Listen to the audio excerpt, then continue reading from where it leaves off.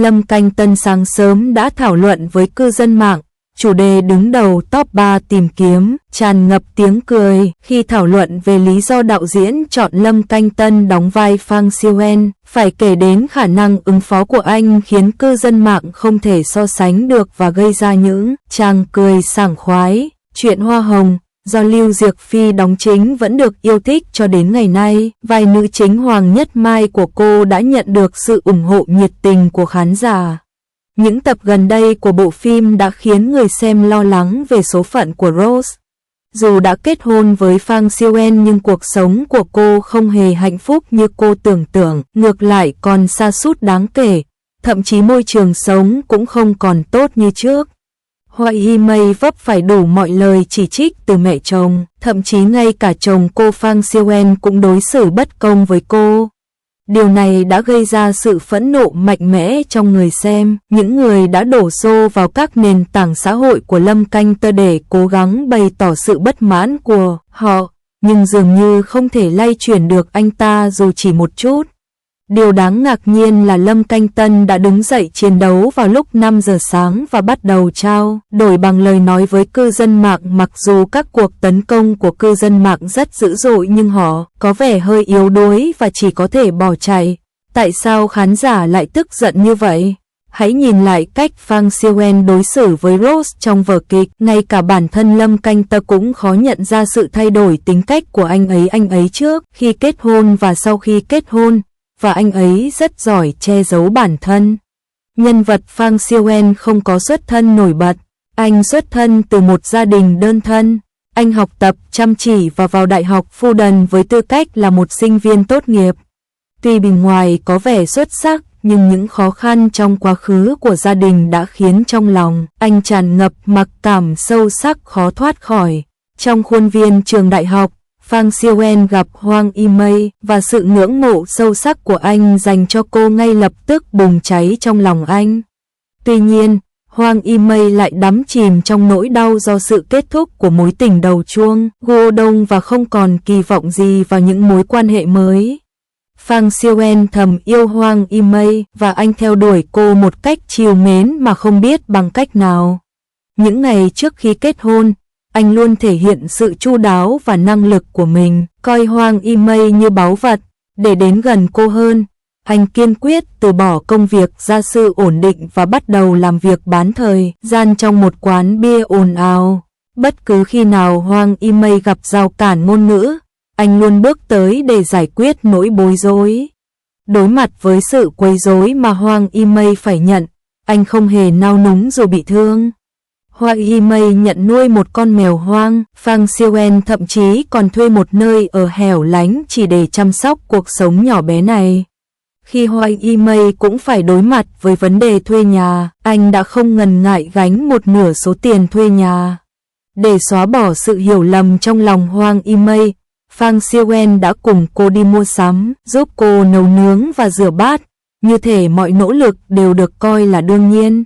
Sự chân thành và vị tha như vậy cuối cùng đã khiến Hwang Yi-mei cảm động, và họ đến với nhau. Cô chấp nhận hoàn cảnh nghèo khó của anh và hoàn toàn ủng hộ ước mơ kinh doanh của anh. Sau khi bức màn hôn nhân được vén lên, mọi thứ dường như đã thay đổi. Con người hoàn hảo trước khi kết hôn sớm mất đi mọi sự giả tạo sau khi kết hôn.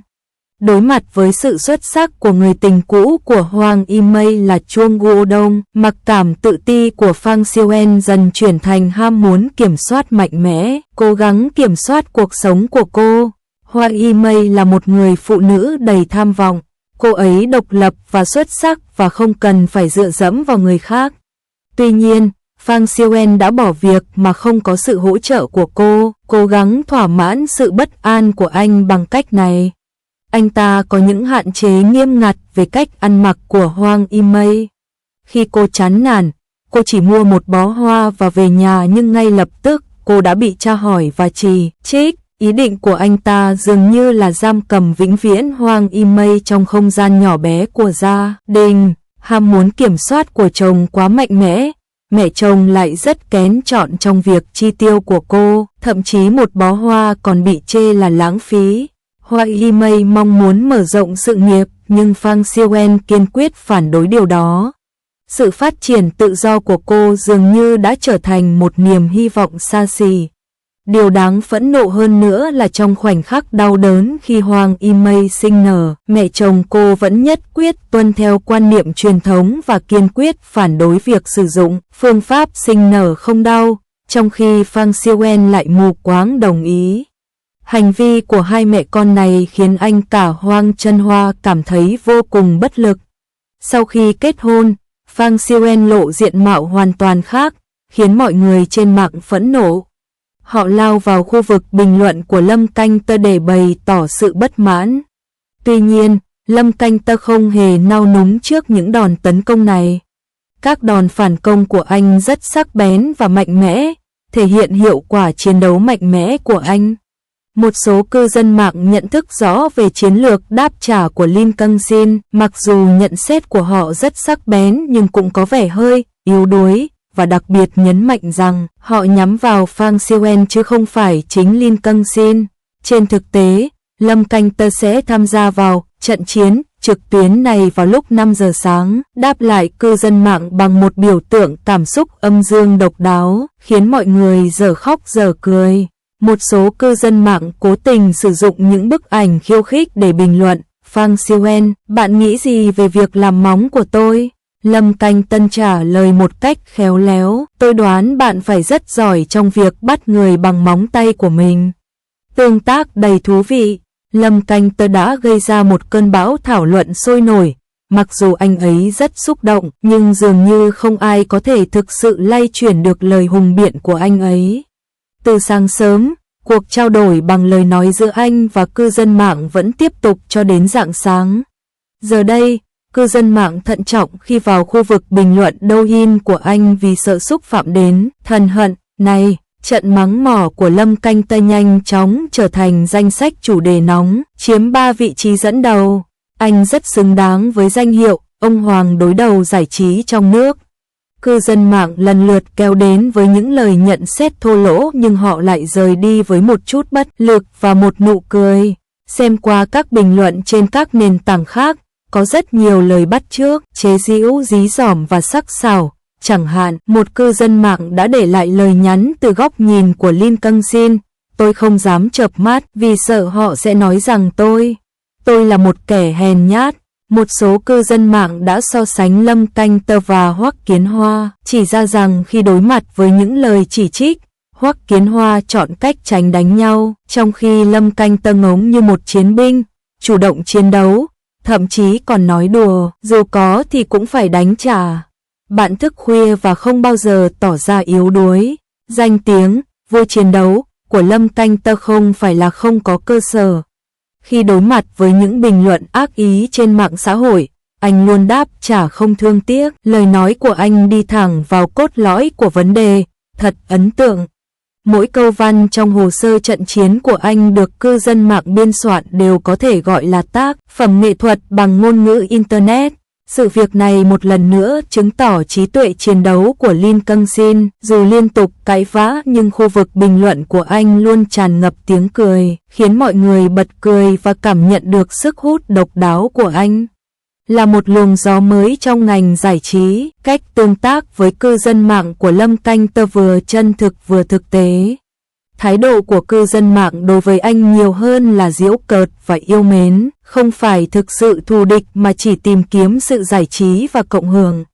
Trong vở kịch, nhân vật Phang Siêu-en có thể đáng ghét nhưng ở ngoài đời, Lâm Canh Tơ lại thể hiện hình ảnh một cậu bé lớn đáng yêu và thú vị. Đây có lẽ là lý do tại sao anh luôn được công chúng yêu mến. Mọi người luôn yêu ái những người của công chúng là những người dễ gần và gần gũi với cuộc sống, phải không? Tin 02, bộ phim truyền hình có sự tham gia của Lâm Canh Tân là gì?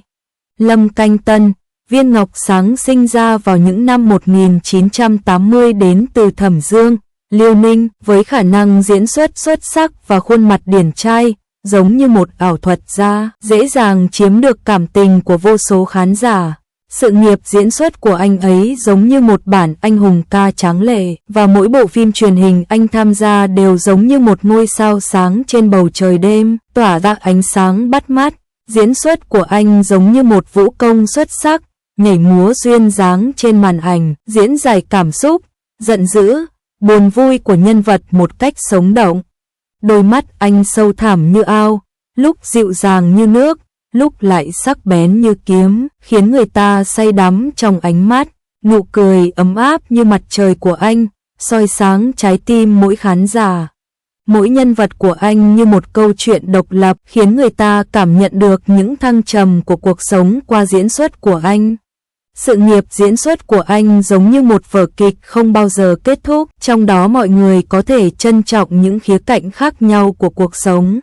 Khi nhắc đến các tác phẩm của Lâm Canh Tân, điều đầu tiên hiện lên trong đầu người ta là bộ phim truyền hình Du Hành Thời Gian hấp dẫn. Từng bước một, trong vở kịch, anh hóa thân thành thập tứ hoàng tử trìu mến, sử dụng những màn trình diễn tinh tế và nhiều sắc thái để thể hiện một cách sống động máu thịt của các nhân vật lịch sử, chạm đến trái tim của mỗi khán giả. Bộ phim này không chỉ khiến Lâm Canh Tân nổi bật trong làng giải trí mà còn nhận được sự ủng hộ, nhiệt tình của vô số người hâm mộ. Sau đó, Lâm Canh Tân tiếp tục thể hiện tài năng xuất sắc của mình trên sân khấu phim truyền hình cổ trang. Trong The Legend of Chu Treo, anh vào vai Yuen Due bằng cả trí tuệ và lòng dũng cảm. Cùng với nữ chính Chu Treo, anh đã viết nên một truyền thuyết ly kỳ. Trong Võ Thần Chao Di Long, anh hóa thân thành Chao Di Long anh hùng và tài năng, diễn giải một cách sinh động về chủ nghĩa anh hùng và lòng trung thành của vị tướng này. Ngoài thành tích rực rỡ trong phim truyền hình cổ trang, Lâm Canh Tân còn thể hiện rất tốt ở lĩnh vực phim truyền hình hiện đại. Trong Comedy Director, anh vào vai một nhân viên ưu tú ở nơi làm việc và trải qua những thăng trầm nơi công sở cùng nữ chính. Trong Mi Bargain Queen, anh thể hiện khía cạnh hóm hình, hài hước của mình và sát cánh cùng nữ chính để giải quyết nhiều vấn đề khác nhau trong cuộc sống. Trong những năm gần đây, Lâm Canh Tân tiếp tục thử thách bản thân và thử sức với nhiều thể loại vai diễn hơn. Trong bộ phim cổ trang Giả Tưởng, Du Hành cùng Phượng Hoàng, anh vào vai một nhân vật bí ẩn và dẫn dắt khán giả khám phá thế giới giả tưởng. Trong bộ phim Lãng Mạn Thành Thị, Chuyện Hoa Hồng, anh đóng vai chính một cách trìu mến và sáng tác nên một câu chuyện tình cảm động với nữ chính. Ngoài những siêu phẩm kể trên, sự nghiệp diễn xuất của Lâm Canh Tân còn có nhiều tác phẩm nổi bật như Hiên Viên Kiếm, Dấu Vết Bầu Trời, Huyền Thoại Vũ Điệu. Những tác phẩm này không chỉ thể hiện phong cách diễn xuất đa dạng của anh mà còn giúp anh liên tục đạt được những đột phá, thành tựu mới trong sự nghiệp diễn xuất. Nhìn lại sự nghiệp diễn xuất của Lâm Canh Tân, chúng ta không khỏi ấn tượng trước tài năng và sự chăm chỉ của anh ấy. Anh không ngừng thử thách và bứt phá bản thân, dù là phim cổ trang hay phim hiện đại, dù là nam chính tình cảm hay nhân vật nhỏ hóm hình, hài hước, anh đều có thể diễn giải vai diễn một cách sống động và khiến khán giả mê mẩn. Nhìn chung, các bộ phim truyền hình có sự tham gia của Lâm Canh Tân rất phong phú và đa dạng, mỗi bộ phim giống như một ngôi sao sáng, tỏa ra ánh sáng chói lóa. Chúng tôi mong đợi anh ấy tiếp tục mang đến cho chúng ta những vai diễn và câu chuyện thú vị hơn trong sự nghiệp diễn xuất trong tương lai, đồng thời sử dụng tài năng và sự chăm chỉ của mình để tiếp tục viết nên chương huy hoàng của mình.